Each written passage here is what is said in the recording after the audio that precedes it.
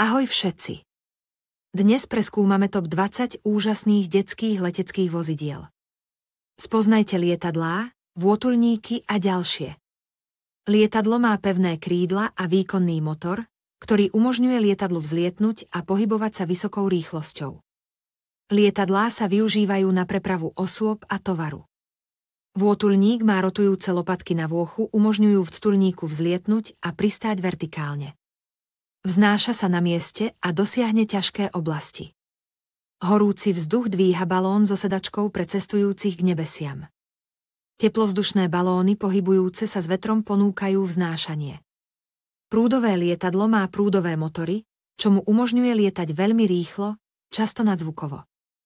Hydroplán dokáže štartovať a pristávať na vode pomocou plavákov. Doprava na vzdialené miesta bez letísk s robustným nákladným lietadlom. Dokáže prepravovať ťažké náklady na vzdialené miesta. Transport obchodného tovaru, vojenského vybavenia a humanitárnej pomoci. Raketoplán využíva silné motory na prekročenie atmosféry Zeme. Raketoplán môže pristáť ako lietadlo. Skúma vesmír, prepravuje astronautov a rozmiestňuje satelity.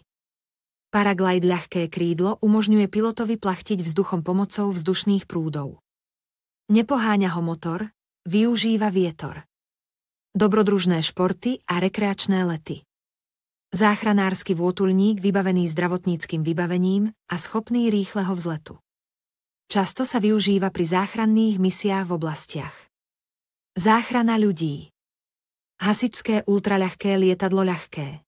Malé a zvyčajne prepravuje len jednu alebo dve osoby. Bežne sa používa na krátke lety.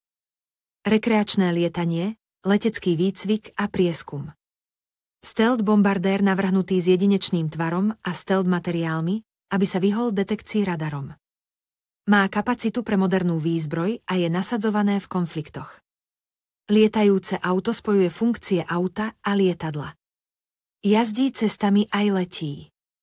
Mnohé modely lietajúcich aut sú podobné gyrokoptére, ktorá má rotujúce lopatky ako vôtuľník, ale nepoháňa ich priamo motor.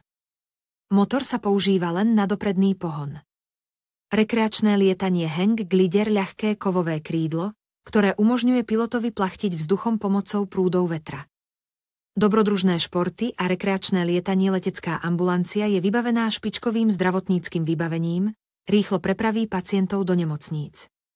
Prioritne slúži na riešenie núdzových situácií. Stíhačka letia nadzvukovo, nesú moderné zbrane a vybavenie.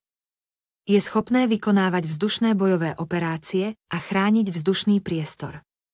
Osobný prístroj umožňujúci krátky let pomocou prúdového pohonu a kompaktného dizajnu. Dobrodružné športy, záchrana a výskum leteckých technológií. Odoberať kanál. Nezmeškajte naše budúce videá.